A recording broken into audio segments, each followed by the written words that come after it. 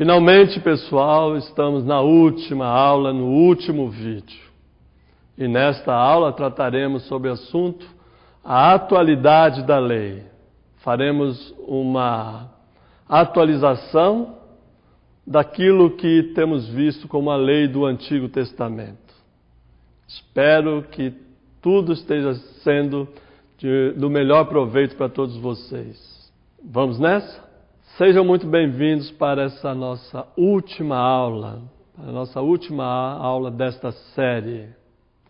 Espero que estejam gostando do curso. E nesta aula vamos tratar sobre a interpretação da lei na atualidade. Há uma diversidade de interpretação da lei na atualidade. E o que me chamou a atenção é o texto da Nancy Fuchs Kramer, exegese feminista da Torá.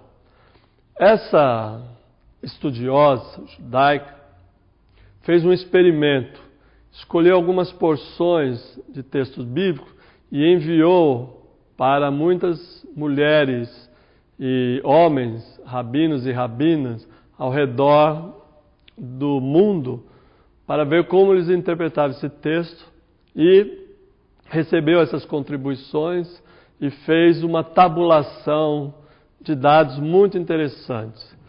E ela destacou um modo, primeiramente, judaico de ler as Escrituras.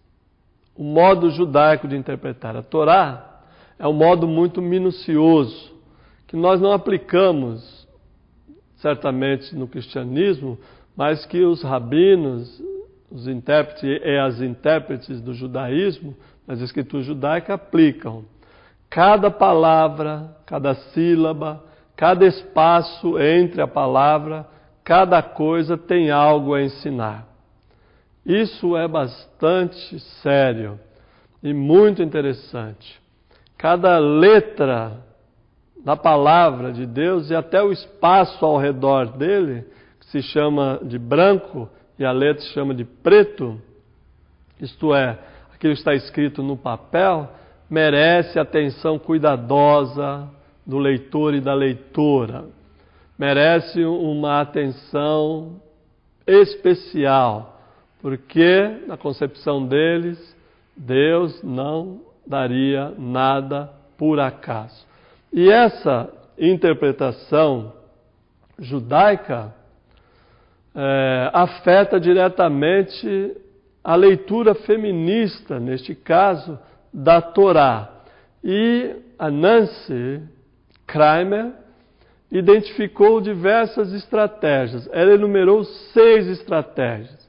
A primeira delas, que uma estratégia utilizada pelas mulheres para ler a Escritura, é notar a presença de mulheres no texto. Parece óbvio, mas ao longo da interpretação das Escrituras, tanto no judaísmo quanto no cristianismo, as mulheres foram quase sempre tidas como um mero detalhe na narrativa. Então, a primeira estratégia é notar de fato se há a presença de mulheres no texto. A segunda estratégia que a autora enumera é a estratégia de notar a ausência das mulheres no texto. Porque a ausência de um determinado personagem, um determinado gênero, masculino ou feminino, é significativa, porque o silêncio nas Escrituras é um silêncio eloquente. Isto é, muitas das omissões e muitas da não aparição das pessoas ou de coisas, a ausência de fato, às vezes é mais significativa do que a própria presença. Uma terceira estratégia utilizada pela leitura das feministas, ou leitura feminina da Bíblia, é criticar os textos de uma perspectiva feminina, fazendo um reparo interno. O que significa esse reparo interno? Ela usa um termo hebraico que significa reparar, isso é, notar, a partir da crítica feminista, que aquilo não deveria estar escrito daquele jeito. Isso é, naquele contexto, uma determinada expressão, um determinado costume, um determinado valor, não deveria estar daquele jeito. Depois nós vamos ver um exemplo de como isso acontece na leitura do texto bíblico. Você que leu a apostila sabe que ela, ou vai ler, sabe que ela vai falar disso. O quarto aspecto da estratégia de leitura é criticar os textos a partir de uma perspectiva feminista, fazendo um reparo externo. Isto é, mesmo que a cultura daquela época levasse em consideração outros elementos da figura feminina, o que nós devemos reparar o texto é com os valores ou os elementos que constituem a feminilidade ou feminismo nos dias de hoje, a condição da mulher nos dias de hoje. Ao explicar através de texto, isso se tornará mais claro. Um quinto elemento da estratégia de leitura que a Nancy nos coloca é pôr o foco num assunto de mulher no texto. Aonde que aparece no texto, ela pergunta, elementos próprios da vivência feminina. Nós vamos ver em seguida que eles descobrem isso numa prática cotidiana, que é a prática dentro da cozinha. E, finalmente, a sexta estratégia de leitura que ela tabulou é enfatizar o que elas chamam de valores da mulher.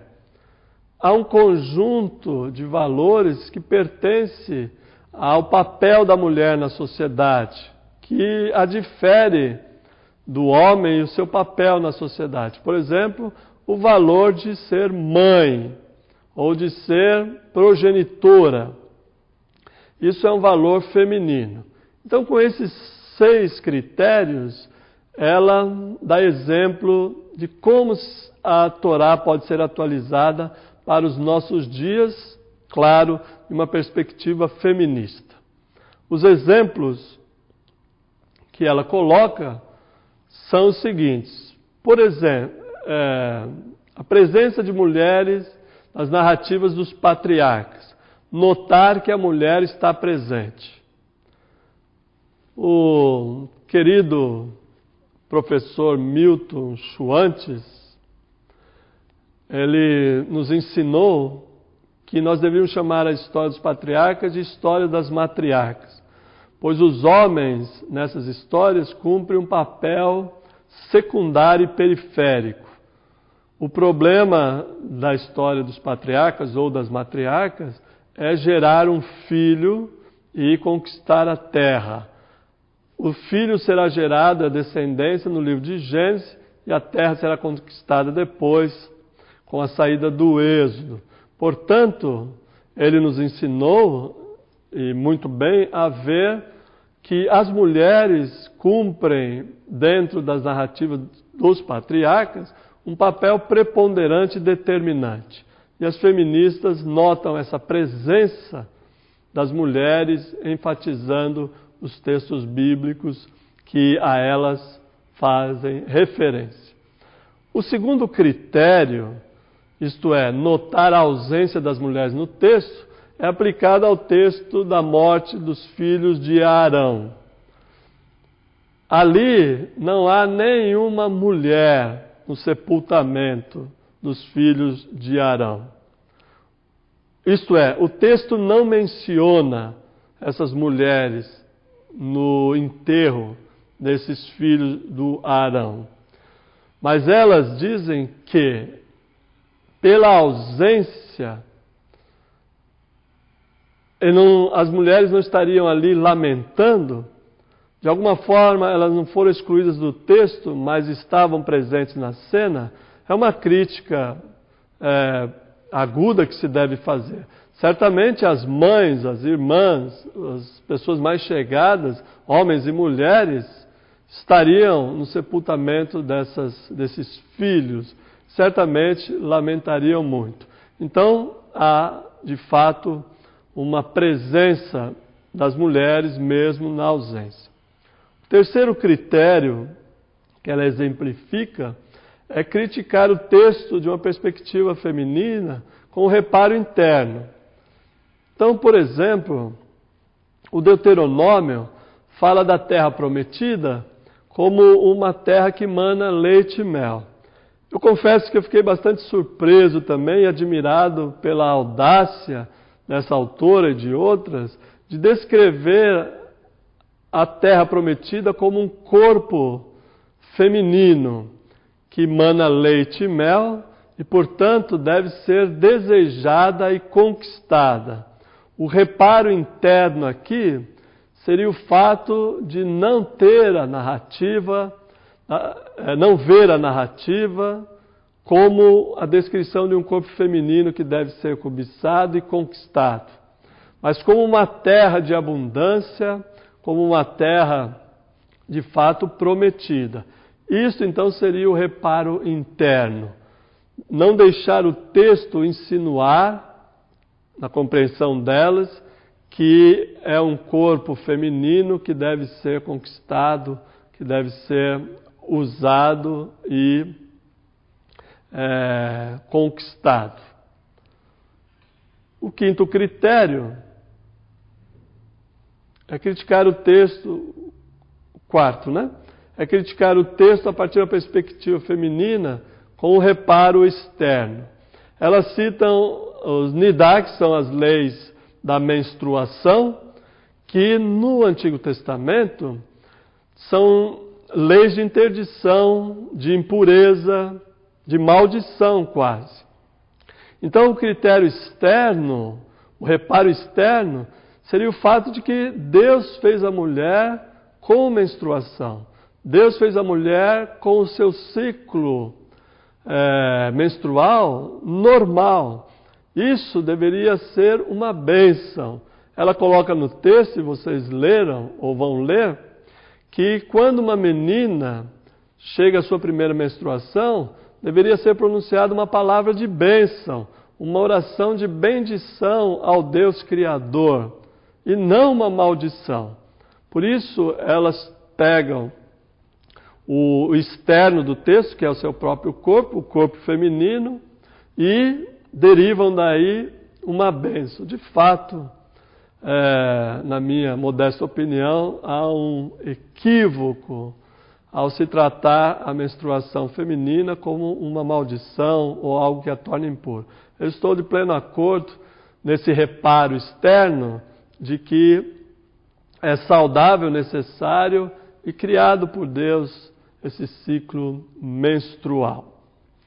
Portanto, deveríamos proclamar como bênção e não como maldição. O quinto critério, na prática, isso é, a quinta estratégia de leitura, é pôr em foco o assunto de mulher no texto. Então, quando há no Antigo Testamento menção de comida, de bebida, de como preparar, isso é elemento, assunto de mulher. São as mulheres do Antigo Testamento que preparam a comida, que servem a comida, que escolhem os alimentos para a sua família ou os convidados. Enfim, é um assunto de mulher. Ela coloca muito bem essa questão dos alimentos e da comida, fazendo com que as mulheres tenham dentro do seu lar isso como um assunto próprio, a alimentação da família e o bem-estar da dieta alimentar da sua prole. E, finalmente, ela exemplifica a estratégia 6, enfatizar o que chamamos de valores da mulher como nutridora. Mulher é aquela que nutre os seus filhos e a sua família. Isso é um papel no Antigo Testamento e ainda muito hoje da mulher. É a guarda, isso é, a guarda das crianças, a educação até determinada idade. É ajudante. E essa expressão é maravilhosa, é a tecelã daquelas redes de relacionamento. Isso é, a mulher é responsável pelo vínculo entre pai e filho, entre genro e sogra, ela que faz essas conexões, que, muito bem colocado aqui, que tece essas redes de relacionamento. Isso são valores femininos. Portanto, a atualização da Torá, das leis do Antigo Testamento, passam por muitos vieses.